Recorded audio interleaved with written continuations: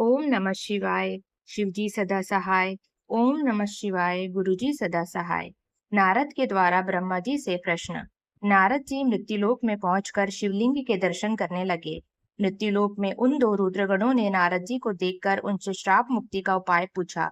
तब नारद जी ने बताया, हे रुद्रगणों, उस समय शिवजी की माया से मेरी मति मारी गई थी। इससे मोहवश मैंने तुम्हें श्राप दे दिया था।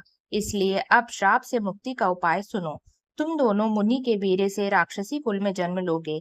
तुम प्रतापवान और वैभवशाली बनोगे। तुम सदा शिव जी के भक्त बने रहना। कई वर्षों के पश्चात भगवान श्री राम का अवतार होगा। तुम उनके हाथों मारे जाओगे।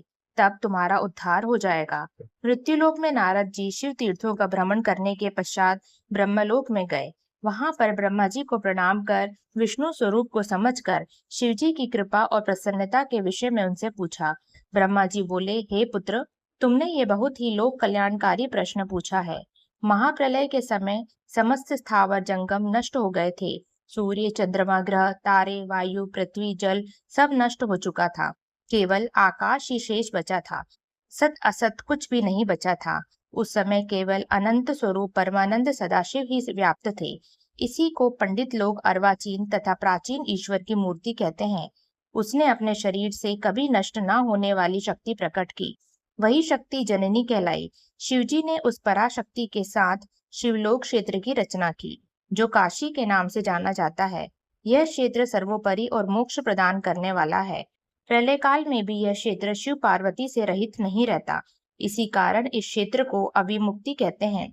शिव ने धनुष धारण कर यहाँ एक आनंद कानन बनाया था। उसमें शिव पार्वती ने रमण करते हुए दूसरे पुरुष के निर्माण की इच्छा व्यक्त की और सोचा कि उसे काशी का भार सौंप कर काशी में शांति से शयन करेंगे। यह निश्चय कर दक्षिण भाग के दसम अंश से सुधा रूप आसव का स्त्राव किया, जिससे त्रिलोकी में एक अन्य पुरुष का आविर्भाव हुआ। शिवजी ने उस पुरुष का नाम विष्णु रखा। शिवजी ने विष्णु को सर्व साधन प्राप्त करने के लिए तप करने को कहा। तप करने से विष्णु के शरीर में अनेक जलधाराएं प्रकट हुई। विष्णु ने थककर शयन किया।